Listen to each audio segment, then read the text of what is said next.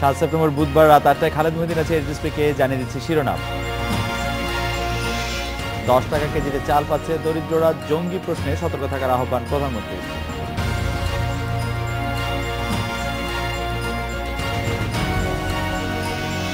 Traffic বিভাগের বিভিন্ন উদ্যোগের পরও যানজট কমছে না ঢাকায়, দুর্ভোগে নগরবাসী।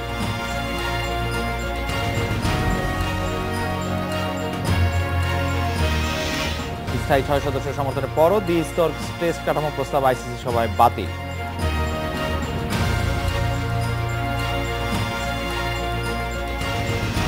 দেশের একটি মানুষও না খেয়ে থাকবে না, গৃহহীন থাকবে না জানালেন প্রধানমন্ত্রী শেখ হাসিনা। ক্ষুধার কষ্ট থেকে হতদরিদ্রকে মুক্ত করতে খাদ্য বান্ধব কর্মসূচি উদ্বোধন করে এই প্রত্যয় জানান তিনি। কুড়িগ্রামের চিলমারির AU পাইলট উচ্চ বিদ্যালয় মাঠে এক সুধী সমাবেশে কুড়িগ্রামে বিশেষ অর্থনৈতিক অঞ্চলের পাশাপাশি চিলমারি বন্দরকে আবারও সচল করার ঘোষণা দিয়েছেন প্রধানমন্ত্রী।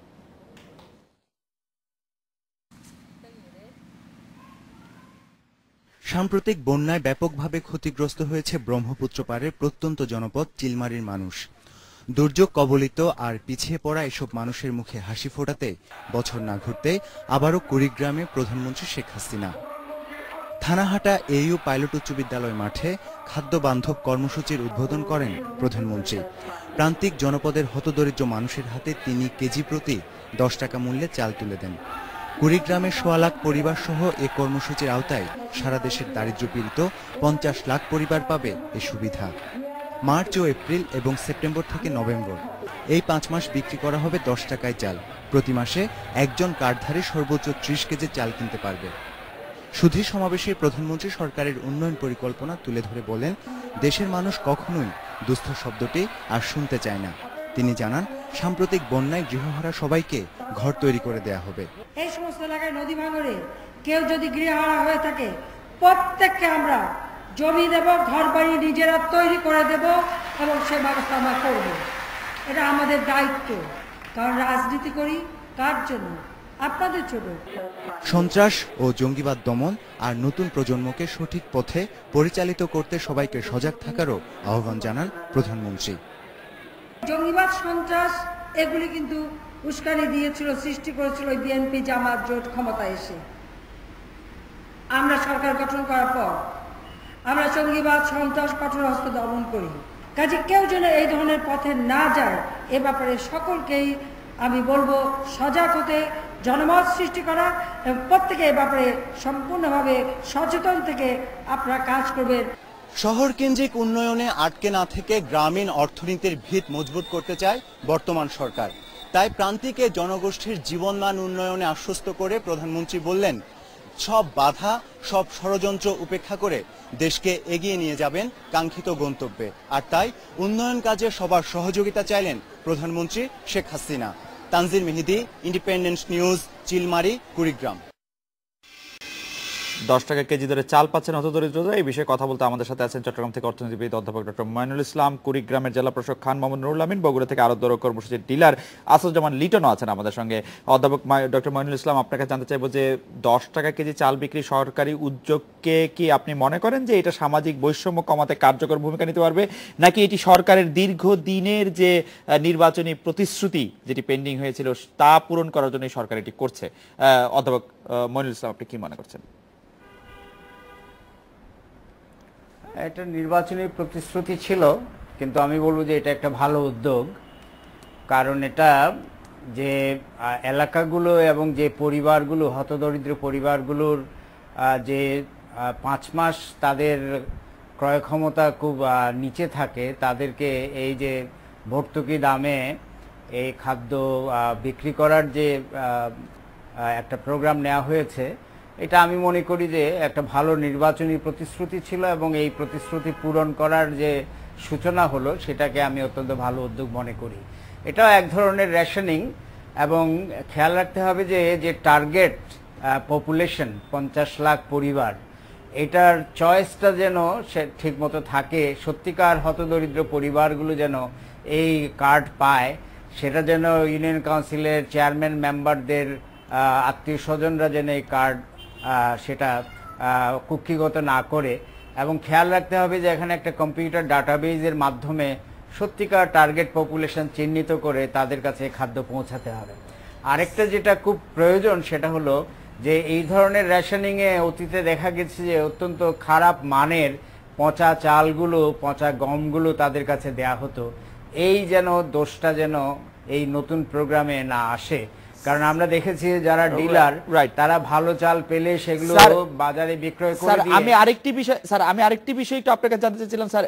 আমরা দেখেছি বেশিরভাগ সময় যারা অন্য ক্ষুদ্র উদ্যোক্তা আছেন তারা অনেক সময় কাজের জন্য মানুষ পান না, কারণ হচ্ছে যে কাজ করার জন্য যে গ্রাম পর্যায়ে খামার করার জন্য হোক বা অন্য রকম কাজ করার জন্য হোক, যে সময়টা ধান থাকে না বা ধানের কাজ থাকে না, তখন কাজের লোক আসলে পাওয়া খুব মুশকিল হয়ে দাঁড়ায়। এই 10 টাকা কেজি ধরে চাল দেওয়ার ফলে 50 লাখ পরিবারকে যদি এটি দেওয়া হয় তাহলে সেই ধরনের শক্তি আরো কমে যাবে কিনা, শ্রমশক্তি?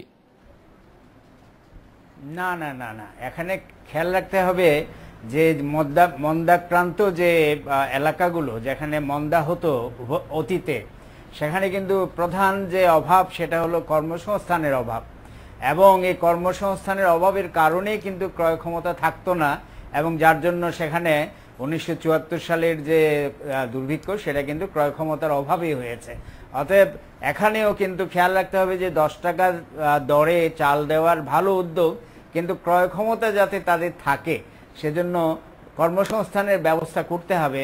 এবং এই কর্মসংস্থানগুলো যদি এই 3 মাস, যে সেপ্টেম্বর, অক্টোবর, নভেম্বর, আবার মার্চ, এপ্রিল, এই 5 মাসে যাতে কর্মসংস্থান করা যায়, সেজন্য যে উদ্যোগগুলো রয়েছে সরকারের সেগুলো কোনোভাবেই দুর্বল করা যাবে না, যাতে তাদের কর্মসংস্থানের মাধ্যমে আয় হয় এবং আয়ের মাধ্যমে ক্রয় ক্ষমতা হয়, তাহলে তারা এই খাদ্য কিনতে পারবে। ধন্যবাদ। আমি কুড়িগ্রামের জেলা প্রশাসক খান মোহাম্মদ নুরুল আমিন আছেন আমাদের সঙ্গে। খান মোহাম্মদ নুরুল আমিন, আমরা মইনুল স্যারের যে প্রশ্নগুলি তুলেছেন যে ভালো চাল তাদেরকে দেওয়া হবে কিনা সে ব্যাপারে কিভাবে নিশ্চিত হবেন, 2 হচ্ছে এই 10 কেজি চাল যে দেওয়া হবে তারা হত দরিদ্র সেটা আপনারা কিভাবে নিশ্চিত হবেন, এক্ষেত্রে পরিবারগুলো রাজনৈতিক মতাদর্শ কোনো বা আমরা যদি বলি সামাজিক যোগাযোগ সেটি কোনো বিবেচ্য বিষয় হবে কিনা, আপনারা কিভাবে সেটি নিশ্চিত করতে পারছেন? জনাব খান মোহাম্মদ নুরুল আমিন। ধন্যবাদ আপনাকে। আমি প্রফেসর মইনুল ইসলাম সাহেবের কথা শুনেছি, ওনার কথার সঙ্গে আমি একমত। যে বিষয়টির উপর উনি গুরুত্ব দিতে বলেছেন, বর্তমান সরকারের জনবান্ধব প্রশাসন এই বিষয়টির উপরে সবচেয়ে বেশি গুরুত্ব দিয়েছে, কেননা আমাদের সরকারের অনেকগুলো জনকল্যাণমূলক, সামাজিক নিরাপত্তামূলক কর্মসূচি রয়েছে, এবং এই ক্ষেত্রে যেটা সবচেয়ে বড় বিবেচ্য বিষয় সেটা হলো সত্যিকারের উপকারভোগীদের তালিকা তৈরি করা এবং তাদের কাছে সরকারের যে এই যে সুবিধাটা এটা যেন তাদের কাছে আমরা পৌঁছাতে পারি। এ ব্যাপারে আমরা প্রশাসন কুড়িগ্রামে আমি বিগত 14 মাস যাবৎ কর্মরত আছি। ইতিমধ্যেই আপনারা জানেন যে আমাদের এখানে একটা বন্যা গিয়েছে। বন্যা সময় আমরা যে চালগুলো মানুষকে দিয়েছি সেটা অত্যন্ত উন্নত মানের চাল ছিল, এবং আমরা এই বাছাই ক্ষেত্রে, উপকারভোগী নির্বাচনের ক্ষেত্রে সবচেয়ে বেশি গুরুত্ব দিয়েছি। এবং এবারও যেহেতু মাননীয় প্রধানমন্ত্রী কুড়িগ্রাম জেলাকে, কুড়িগ্রামের মানুষকে অনেক বেশি ভালোবাসেন, 64টি জেলার মধ্যে তিনি তার নিজ জেলা গোপালগঞ্জকে বাদ দিয়ে এই কুড়িগ্রাম জেলাকে বেছে নিয়েছেন। সুতরাং এটি কুড়িগ্রামের জেলা প্রশাসন অত্যন্ত ইতিবাচক ভাবে গ্রহণ করেছে। এই উপকারভোগী নির্বাচনের ক্ষেত্রে আমরা সবচাইতে বেশি গুরুত্ব দিব, এবং কোন জনপ্রতিনিধি, চেয়ারম্যান মেম্বাররা যদি এই উপকারভোগী বাছাইয়ের ক্ষেত্রে কোন রকম অনিয়ম দুর্নীতি করে তাহলে তাদের কাউকে ছাড়া হবে না। সুতরাং এই উপকারভোগী আমরা সঠিকভাবে নির্বাচন করব, এবং তাদের কাছে আমরা ভালো উন্নত মানের চাল, আমাদের গোডাউনে বন্যার সময় আমরা যে চাল দিয়েছি অত্যন্ত উন্নত মানের চাল দিয়েছি, এবারও আমরা সেই ধরনের উন্নত মানের চাল দিব। আরেকটি কথা যেটি প্রফেসর মনিরুল ইসলাম সাহেব বলেছেন যে তাদের ক্রয় ক্ষমতা, আমাদের কিন্তু প্রত্যেকটা মানুষের ক্রয় ক্ষমতা বেড়েছে। এখন আমাদের সরকার এই নানান কর্মসূচি গ্রহণের ফলে এই কুড়িগ্রাম থেকে মঙ্গা ইতিমধ্যেই বিতাড়িত হয়েছে, এবং কুড়িগ্রাম এখন খাদ্য উদ্বৃত্ত একটি জেলা, উন্নয়নের মূল ধারায়। খান মোহাম্মদ নুরুল আমিন, এই জায়গাটাতেই আমরা একটু কৌতূহলী হয়ে উঠছি। আমরা কিন্তু জানি যে গত কয়েক বছরে কুড়িগ্রামে আসলে সেই অর্থে হতদরিদ্র খুঁজে পাওয়াই মুশকিল। আপনার জেলা থেকে হতদরিদ্রদের 10 টাকা কেজি দরে, মানে সেটি আপনাদেরই বক্তব্য, আমরা যেটি বলছি, হতদরিদ্র খুঁজে বের করে 10 টাকা কেজি চাল আপনারা কাকে দিবেন, এবং কর্মসংস্থানের কথা যেটি স্যার বলছিলেন সেই ব্যাপারেও তো আপনারা দাবি করে আসছেন যথেষ্ট কর্মসংস্থান হয়েছে, আমরা আসলে কাজের জন্য লোক খুঁজে পাচ্ছি না, সেটিও আপনাদের কাছ থেকে শোনা। মানে এটি কি কাজে লাগবে, কি উপকারে লাগবে আমি ঠিক ধরতে বা বুঝতে পারছি না। জনাব খান মোহাম্মদ নুরুল আমিন। না, না না, আপনি এই দেশের সন্তান, আমরাও গ্রামের সন্তান। আপনি দেখবেন মানুষের ক্রয় ক্ষমতা বাড়ছে, কিন্তু এমন কিছু মানুষ আমাদের সমাজে এখনো আছে, এই যে বেওয়া, বিধবা, ছেলে নাই, মেয়ে নাই, অনেকের ঘর বাড়ি নাই, যেটা আমাদের মাননীয় প্রধানমন্ত্রী বলেছেন। কিন্তু আমরা তাদের এরকম মানুষ এখন যে একেবারে নাই এটা বলা যাবে না। কিন্তু 50 লক্ষ পরিবার গ্রামেরই সন্তান, সুতরাং 50 লক্ষ পরিবার, 50 লক্ষ পরিবার সারা দেশে, 50 লক্ষ পরিবার মানে 50 লক্ষ পরিবার তো মানে 2 কোটি মানুষ, 2 কোটি মানুষ হতদরিদ্র মানুষ, 2 কোটি মানুষ বাংলাদেশে হতদরিদ্র। এইটি একটু বেশি না। এটা তো আমরা, আমাদের সরকার এটাকে একটা স্যাম্পল হিসেবে নিয়েছে। আমাদের জেলায় যেমন আমরা 1,25,279 জন হতদরিদ্র পরিবারকে দিব, তা আমার 22 লক্ষ জনগণের মধ্যে, যেহেতু আমার নদীভাঙ্গা এলাকা, যেহেতু এখানে বন্যা হয় প্রতি বছর, আপনার জানেন জি, বন্যা হয়, নদীভাঙ্গন এলাকা, কিছু মানুষ এই নদীভাঙ্গার কারণে, বন্যার ফলে একটু কষ্টে পড়ে যায়। বিশেষ করে কুড়িগ্রাম অঞ্চলে এই যে মার্চ এপ্রিল মাসে কাজ থাকে না, এই মানুষগুলো কিছু করে খেতে পারে না, যাদের ছেলে নাই, মেয়ে নাই, উপার্জনক্ষম ব্যক্তি নাই, এই ধরনের মানুষকেই আমরা খুঁজে বের করবো এবং তাদেরকেই আমরা দিব। মানে আমরা ধরে নিতে পারি যে কুড়িগ্রামের লোক সংখ্যা যদি 22-23 লক্ষ হয়, তার মধ্যে যদি আপনার 1,25,000 পরিবারকে দেন, তার মানে যদি এটি 5 লাখ লোক হয়, 4 ভাগের 1 ভাগ কুড়িগ্রামের লোক এই 10 টাকা কেজি চাল দরে খাবার কিনতে পারবে, তারা বা তারা খাবার কেনার মতো, তারা সেরকম হতদরিদ্র। আচ্ছা, আমরা আবার আসছি আপনার কাছে। আমি বগুড়া থেকে আরতদার এবং কর্মসূচির ডিলার আসুজ্জামান লিটনের কাছে যাব। জনাব লিটন, আপনি এটি ডিলার কি করে হলেন? মানে আপনি কিভাবে, আপনি ডিলারটি কেমনে হলেন? মানে এটি হতে গিয়ে আপনাকে কি যোগ্যতা অর্জন করতে হয়েছে বা কি করতে হয়েছে?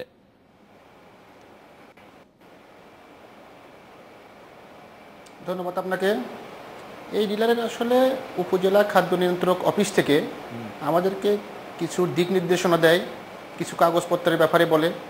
আমরা তাদের চাহিদা মোতাবেক আমরা তাদেরকে কাগজপত্র সরবরাহ করি। পাশাপাশি আমাদের ট্রেড লাইসেন্স, আপনার ব্যাংক সলভেন্সি সার্টিফিকেট, জি, মানে আমরা আসলে এই প্রক্রিয়ার মধ্যে দিয়ে আপনি গেলেন, মানে এই প্রক্রিয়ার মধ্যে যাওয়ার পর আপনি নির্বাচিত হয়েছেন। জনাব আসুজ্জামান লিটন, এই ডিলারশিপ নিয়ে কি আপনার বিরাট অঙ্কের টাকা লাভ হবে? মানে কত টাকা লাভের, মানে শতকরা হিসেবে যদি আপনি বলেন, এই ডিলারশিপটি আপনাকে শতকরা কত টাকা লাভের ব্যবস্থা করে দিবে? আসলে শতকরা লাভ বলতে আমরা 8 টাকা 50 পয়সা কেজি দরে চাউল কিনতে পারবো, এবং যারা হতদরিদ্র আপনার কার্ড ভোগী আছেন তাদেরকে আমরা 10 টাকা কেজিতে চাউল দেব। 8 টাকা তাতে করে দেখা যাচ্ছে যে আমাদের 1.5 কেজিতে 1 টাকা 50 পয়সা লাভ হবে। কার থেকে কিনবেন আপনারা 8 টাকা 50 পয়সা দরে? জি জি জি, কার থেকে কিনবেন এই 8 টাকা 50 পয়সা দরের চালটি? কার থেকে কিনবেন? সরকারের কাছ থেকে কিনবো। সরকারের কাছ থেকে কিনবেন। আমরা আপনাকে ধন্যবাদ জানাচ্ছি এবং একটা বিরতি নিচ্ছি। বিরতির পর ফিরে এসে প্রফেসর মনিরুল ইসলাম, আপনাকে এবং কুড়িগ্রামের জেলা প্রশাসক খান মামুনুর আমিন আছেন আমাদের সঙ্গে, জনাব আসুজ্জামান লিটনও আছেন আমাদের সঙ্গে। সরকার যে এই 8 টাকা 50 পয়সা দরে চাল আসলে বিক্রি করবে ডিলারদের কাছ থেকে, এই সরকার প্রকৃত কৃষকদের কাছে আসলে চাল কত টাকা দরে কিনেছিল এবং এই কম দামে চাল কেনার ফলে কৃষকদের কোনো ক্ষতি হবে কিনা, এর একটু অর্থনৈতিক বিশ্লেষণ যদি আমাদেরকে একটু বলেন। আমরা একটা বিরতি নিয়ে ফিরছি আপনাদের কাছে।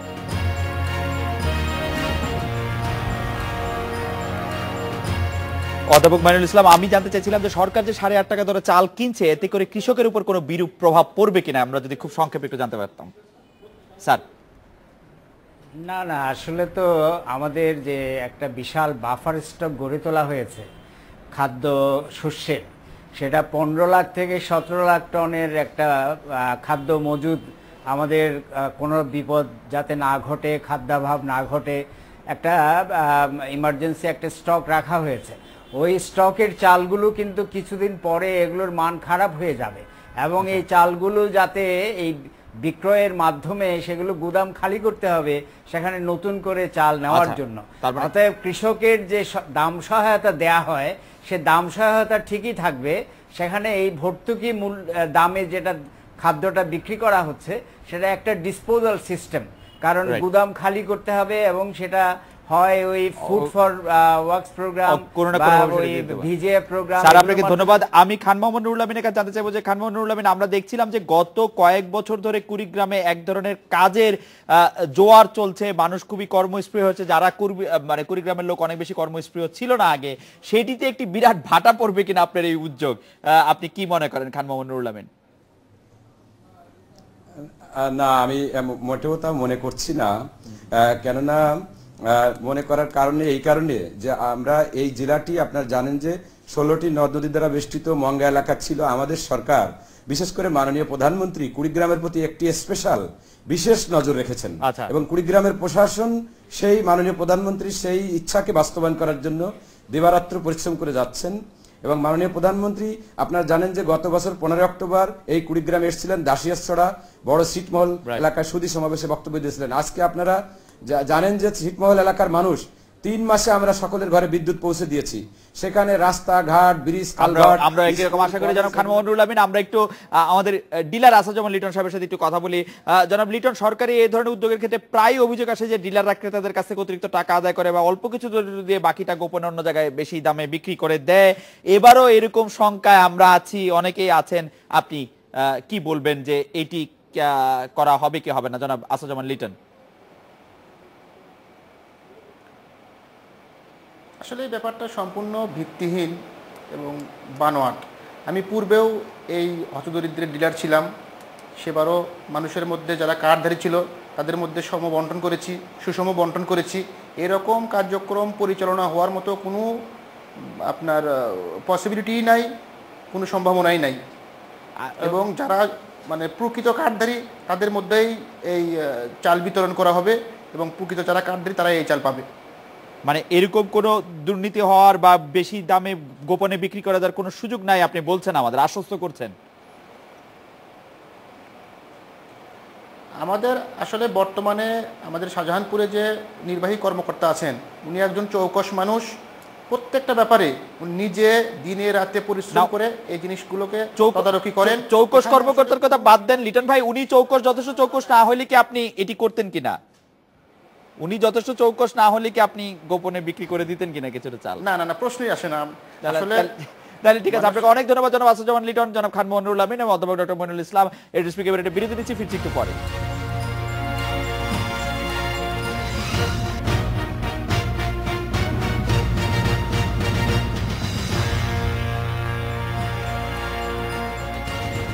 রাজধানী যানজট কমাতে সিটি কর্পোরেশন পুলিশের ট্রাফিক বিভাগ বিভিন্ন পদক্ষেপ নিল। যানজট কমছে না। ঢাকা শহরে সকাল 7টা বাজলেই গুরুত্বপূর্ণ সব প্রধান সড়কে যানবাহনের চাপ বাড়তে শুরু করে। সকাল 8টা নাগাদ দীর্ঘ যানজটের অভিজ্ঞতার মুখোমুখি হন কর্মস্থলে রওনা দেয়া বেশিরভাগ কর্মী, অফিসগামী যাত্রীদের পাশাপাশি যানজটের ভোগান্তিতে পড়েন শিক্ষা প্রতিষ্ঠানের শিক্ষক, কর্মচারী ও শিক্ষার্থীরা। জট কমাতে এরই মধ্যে অনেক রাস্তায় সংযোগ ও ইউটার্ন বন্ধ করা হয়েছে। যত্রতত্র পার্কিং বন্ধে পুলিশের তৎপরতা বেড়েছে, কিন্তু কাঙ্ক্ষিত সুফল মিলছে না। বিশ্লেষকেরা বলছেন স্বল্পমেয়াদী ও অপরিকল্পিত উদ্যোগের কারণেই ঢাকার বাসিন্দাদের ভোগান্তি হচ্ছে সবচেয়ে বেশি। এছাড়া নগরবাসীর ট্রাফিক আইন না মানার প্রবণতা একটি বড় কারণ বলে মনে করেন তারা। নগরী যানজটের কথা বলতে আমাদের সাথে আছেন বুয়েটের পুরকৌশল বিভাগের অধ্যাপক ও পরিবহন বিষয়ক অধ্যাপক ডক্টর মোয়াজ্জেম হোসেন, আছেন ডিএমপির যুগ্ম কমিশনার ট্রাফিক মফিজউদ্দিন আহমেদ। আমি জনাব মফিজউদ্দিন আহমেদ আপনার কাছে জানতে চাইবো যে অনেকেই যানজট মুক্ত ঢাকা শহর চান, যানজটের মধ্যে পড়লে মনে করেন ট্রাফিক পুলিশ ঠিকমতো কাজ করছে না, কিন্তু আসলে আমরা এই নগরীতে এই গাড়িগুলি নিয়ে আমরা কখনোই আসলে যানজট মুক্ত শহর পাবো না। এই বিষয়টি কি ঠিক, মানে আমাদের এটি মেনে নিতে হবে, ধীরে ধীরে আমরা এটি কিভাবে মেনে নিতে পারি সেটি চেষ্টাই কি আমাদের করা উচিত কিনা? যারা মফিজউদ্দিন আহমেদ। জি না, আপনি ঠিকই বলেছেন যে এই ঢাকা শহরের যানজটের অনেক বাস্তবতা রয়েছে। এখানে প্রতিদিনই গাড়ি বাড়ছে, এখানে একই রাস্তায় বিভিন্ন গতিসম্পন্ন গাড়ি চলছে। পুলিশ প্রাণান্ত চেষ্টা করে যাচ্ছে এটা ঠিক রাখার জন্য। তো এটা আস্তে আস্তে হবে, কারণ আমাদের নতুন নতুন ফ্লাইওভার হচ্ছে, আমাদের মেট্রো রেল হচ্ছে, এমআরটি সিস্টেম চালু হচ্ছে। আমরা ভারত থেকে প্রায় 600 মতো বিআরটি গাড়ি আসবে, সেখানে দ্বিতল গাড়ি হবে। গণপরিবহনের সংখ্যা আস্তে আস্তে বাড়বে। আমাদের প্রাইভেট ভেহিকেলের সংখ্যা যদি আস্তে আস্তে কমানো যায় তাহলে অবশ্যই যানজট কিছুটা কমে আসবে এবং মানুষকে কমানো যাবে কি যারা মফিজউদ্দিন আহমেদ? গণপরিবহনের সুযোগ সুবিধা মানে কমানো কি যাবে? আসলে অবশ্যই কমানো যাবে, অবশ্যই কমানো যাবে। আমরা আশাবাদী প্রাইভেট গাড়িতে মানুষের আমরা আশাবাদী যে প্রাইভেট গাড়িতে মানুষ আস্তে আস্তে ব্যবহারের সংখ্যা আস্তে আস্তে কমবে, কারণ সুযোগ সুবিধা বাড়বে। মেট্রো রেল আসলে বা দোতলা বাসের সংখ্যা বাড়লে, এসি বাসের সংখ্যা বাড়লে, মানে 5 বছর আমাদের এই যানজট 5 বছর সহ্য করতে হবে মোটামুটি, তারপরে আমাদের এটা ঠিক হয়ে যাবে। 5 বছর লাগবে না, 5 বছর লাগবে না, কারণ আমরা কতদিন? সুযোগ সুবিধা তো বাড়াচ্ছি। জনাব মফিজউদ্দিন আহমেদ, আমরা আরো কিছু ফ্লাইওভার হবে। জনাব মফিজউদ্দিন আহমেদ, আমরা কতদিন আশা করতে পারি? 4 বছর 8 মাস? না, এত সময় লাগবে না। আচ্ছা, জনাব মফিজউদ্দিন আহমেদ, আপনি আমাদের সঙ্গে থাকেন। আমরা অধ্যাপক মোয়াজ্জেম হোসেনের কাছে জানতে চাই, অধ্যাপক মোয়াজ্জেম হোসেন, আপনি কি জনাব মফিজউদ্দিন আহমেদের মতো এতটা আশাবাদী হতে পারছেন কিনা যে যানজটটা আসলে থাকবে না, বা প্রাইভেট ভেহিকেল বা যেসব বাস্তব অসুবিধার কথা তিনি বললেন সেগুলি প্রাইভেট ভেহিকেল কমানো যাবে, পাবলিক ট্রান্সপোর্টেশন বাড়ানো যাবে, সেটি আপনি মনে করছেন কিনা, আপনি আশা দেখেন কিনা, অধ্যাপক মোয়াজ্জেম হোসেন? দেখুন, ঢাকা শহরের মতো একটি বড় শহরে যেখানে প্রায় 15 মিলিয়ন লোকের বসবাস, সেখানে কিন্তু ট্রান্সপোর্টেশন সবসময় একটা বড় সমস্যা। এটা পৃথিবীর সব জায়গাতেই বড় শহরগুলোতে এই আরবান ট্রান্সপোর্টেশনকে একটা কমপ্লেক্স সমস্যা হিসেবে দেখা হয়, এবং আমাদের দিক থেকে আমরা পিছিয়ে আছি এই কারণে যে এত বড় একটা শহরের এই কমপ্লেক্স বিষয়টাকে সলিউশন করার জন্য যে ধরনের প্রস্তুতি প্রয়োজন, অবকাঠামোগত, পরিকল্পনাগত, তারপরে আপনার সেগুলো ইমপ্লিমেন্টেশন করার জন্য যে প্ল্যানিং, এবং সর্বোপরি এই বিষয়গুলো সমন্বয় করার জন্য যে প্রাতিষ্ঠানিক কাঠামো, স্যার এগুলোতে আমরা অনেক দিন ধরেই পিছিয়ে আছি। স্যার, আপনি যে শব্দগুলি বললেন স্যার, এই যে অবকাঠামোগত এবং পরিকল্পনা এবং সমন্বিত পরিকল্পনা, সেটি স্যার আমি এই 20 বছর ধরে সাংবাদিকতা এবং 25 বছর ধরে সাংবাদিকতা পড়ার মধ্যে স্যার এই 3টি শব্দ আমি শুনেই আসছি স্যার। কিন্তু এই ক্ষেত্রে আপনাদের প্রেসক্রিপশন কি যে এটি হলে এতদিনের মধ্যে এটি হতে পারবে? আমরা জানি যে আপনারা অনেকগুলি পরিকল্পনা দিয়েছেন, সেই পরিকল্পনাগুলি স্যার এটা কি ট্রাফিক বিভাগ শুনছে না, নগর বিভাগ শুনছে না, মানে কোথায় গিয়ে আটকে থাকছে কোথায় আসলে স্যার এই বাস্তব সমস্যাগুলি? স্যার আমি দেখুন, দুইটা জিনিস আমি বলেছি। জি জি স্যার বলেন। একটা হলো অবকাঠামো বলেছি, আরেকটা কিন্তু বলেছি আপনার অপারেশন বা পরিচালনাগত বিষয়। জি, যে আপনি আপনার যে রাস্তাঘাট যেগুলো আছে সেখানে কি ধরনের গাড়ি কিভাবে চালাবেন, এটার কিন্তু একটা অপারেশন প্ল্যানিং, কিন্তু একটা ইঞ্জিনিয়ারিং আছে।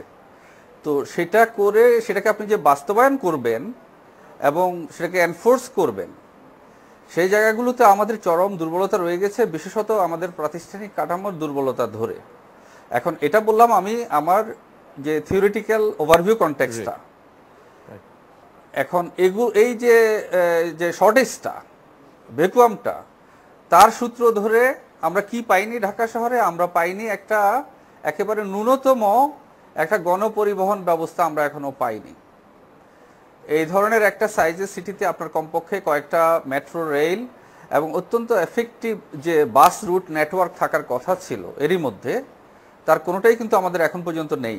গণপরিবহনের ব্যাপারে মেট্রো রেল বাস্তবায়ন হতে আরো হয়তো 5 বছর, আরো হয়তো 5-6 বছর ইত্যাদি লাগবে। স্যার আমি একটু আবার আপনার কাছে আসছি। আমি যেটা যুগ্ম কমিশনার ট্রাফিক মফিজউদ্দিন আহমেদের কাছে আবার যেতে চাই। জনাব মফিজউদ্দিন আহমেদ, আমাদের দেশে আমরা প্রতিবেদনে দেখছিলাম যে এটিও বলা হচ্ছে যে নাগরিক সচেতনতার অভাবে অনেক সময় যানজটের সৃষ্টি হচ্ছে, সেইগুলি আসলে কিরকম? এই ক্ষেত্রে ট্রাফিক পরিচালনার দায়িত্বে যারা আছেন, আপনি তাদের দায় বা আপনার দায়ও কতটা দেখেন? আমাদের দায় কতখানি, আপনার দায় কতখানি, আপনি যদি একটু বলেন জনাব মফিজউদ্দিন আহমেদ। নাগরিক সচেতনতা অবশ্যই একটা গুরুত্বপূর্ণ বিষয়। এখানে আপনারা দেখেন যে পাবলিকে যত রাস্তা পার হচ্ছে, ফুট ওভার ব্রিজ ব্যবহার করছে না, এই সেখান থেকে গাড়িতে উঠছে, এটাও তো রাস্তায় প্রতিবন্ধকতা সৃষ্টি করছে। আমরা প্রতিনিয়ত এগুলো মিনিমাইজ করার চেষ্টা করে যাচ্ছি, এনফোর্স করে যাচ্ছি, কিন্তু প্রত্যেক মোড়ে বা প্রতি পদক্ষেপে তো আমরা পুলিশ দিতে পারবো না। তো আমরা চেষ্টা করে যাচ্ছি, নাগরিককে আরো সচেতন হতে হবে, আরো শিক্ষিত হতে হবে। তাদের নিজের গরজেই স্ট্যান্ড ছাড়া যেখান থেকে সেখানে বাসে ওঠানামা করা যাবে না, নিজের গরজে ফুট ওভার ব্রিজে উঠতে হবে। এই জিনিসগুলো আস্তে আস্তে আমার মনে হয় কমানো গেলে সিস্টেমটা আরো ডেভেলপ হবে। ট্রাফিক পুলিশের দায়?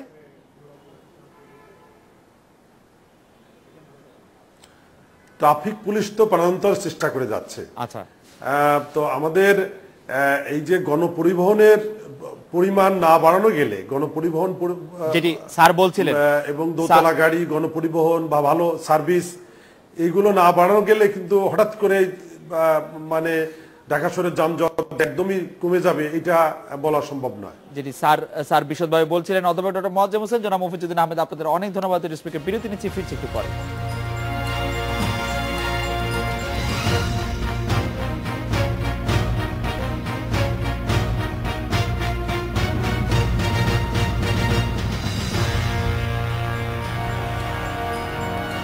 প্রস্তাবিত 2 স্তরের টেস্ট কাঠামো অনুমোদন পায়নি দুবাইয়ের আইসিসি সভায়। 6 পূর্ণ সদস্য দেশের সমর্থন থাকার পরও সিদ্ধান্ত নতুন কাঠামোর পক্ষে যায়নি।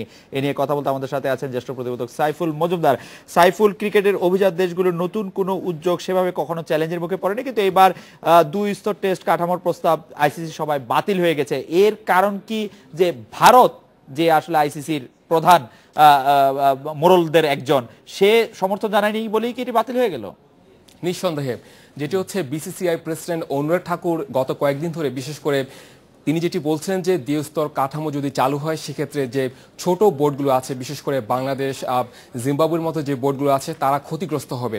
এবং তিনি সবসময় সরব ছিলেন যেটি যেখানে আইসিসি টেস্টকে কিংবা ক্রিকেটকে যেভাবে আরও গ্লোবালাইজেশন করতে চাচ্ছে, সেক্ষেত্রে দ্বিস্তর টেস্ট নীতি অবশ্যই এটি আইসিসির জন্য যেমন খারাপ হবে, পাশাপাশি যে ছোট বোর্ডগুলো আছে তাদের জন্য ক্ষতিগ্রস্ত হবে। এবং নিঃসন্দেহে তার বিরোধিতার কারণেই এই দ্বিস্তর টেস্ট নীতি বা কাঠামো যেটি বলেন সেটি স্থগিত হয়েছে।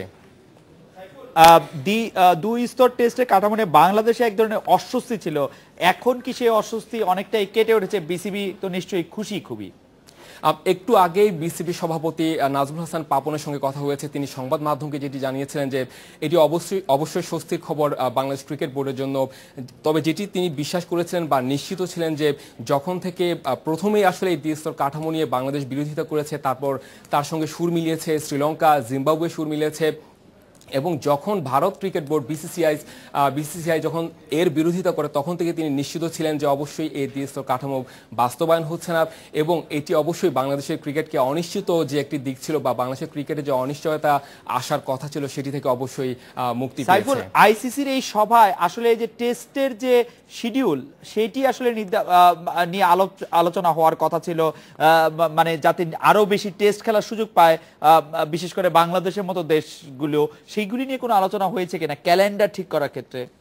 না, ক্যালেন্ডার যেটি হচ্ছে আজকের সভায় যে বিষয়গুলো ছিল, কিছু মৌলিক যে কিছু চেঞ্জ দরকার ছিল সেগুলো নিয়ে আলোচনা হয়েছে। যেটি এফটিপি যেটি বলে ফিউচার ট্যুর প্রোগ্রাম, সেটি আগে হয়েছে, এবং বাংলাদেশের আগামী 3 বছরের যে এফটিপিটি আছে সেটি নির্ধারণ হয়েছে। যেমন এই বছর ইংল্যান্ডের সঙ্গে 2টি টেস্ট খেলবে, আগামী বছর জানুয়ারিতে যেটি হচ্ছে নিউজিল্যান্ডের সঙ্গে 2টি টেস্ট আছে, ইন্ডিয়ার সঙ্গে একটি টেস্ট আছে, তারপর হচ্ছে শ্রীলঙ্কার সঙ্গে 2টি টেস্ট আছে, এবং ওই বছরই সাউথ আফ্রিকার বিপক্ষে টেস্ট খেলবে বাংলাদেশ। এটি আগে থেকেই নির্ধারিত হয়ে আছে এবং সবগুলো দেশের জন্যই সেই এফটিপি নির্ধারণ করা আছে। আজকের এই সভায় সে ধরনের এফটিপি কোনো নির্ধারণ হয়নি। আজকের সভায় এই 2 স্তরের টেস্ট ছাড়া আর কি বিষয়ে বেশি আলোচনা হয়েছে? যেটি হচ্ছে যে আপনি যেটি জানেন যে এই বছর যে টি20 ওয়ার্ল্ড কাপ হয়েছিল সেখানে যে খরচ হয়েছিল সেটি আগামী বছর আইসিসি চ্যাম্পিয়ন্স ট্রফি সেটি নিয়েও এখানে আলোচনা হয়েছে। যেটি হচ্ছে টি20 ওয়ার্ল্ড কাপের যে খরচটা হয়েছিল সেটি আরও দ্বিগুণ, প্রায় 4 গুণ বাড়ানো হয়েছে চ্যাম্পিয়ন্স ট্রফিতে। এটি নিয়ে আলোচনা হয়েছে, কিভাবে খরচ করা হবে, কিভাবে সেই চ্যাম্পিয়ন্স ট্রফির কলবল বাড়ানো যাবে, কিংবা কিভাবে ভালো বাস্তবায়ন করা যাবে, সেই সব বিষয় নিয়ে আলোচনা হয়েছে। সাইফুল, আপনাকে অনেক ধন্যবাদ। এই ছিল আজকের রেডিও স্পিকে আমন্ত্রণ আমাদের পরের আয়োজনে।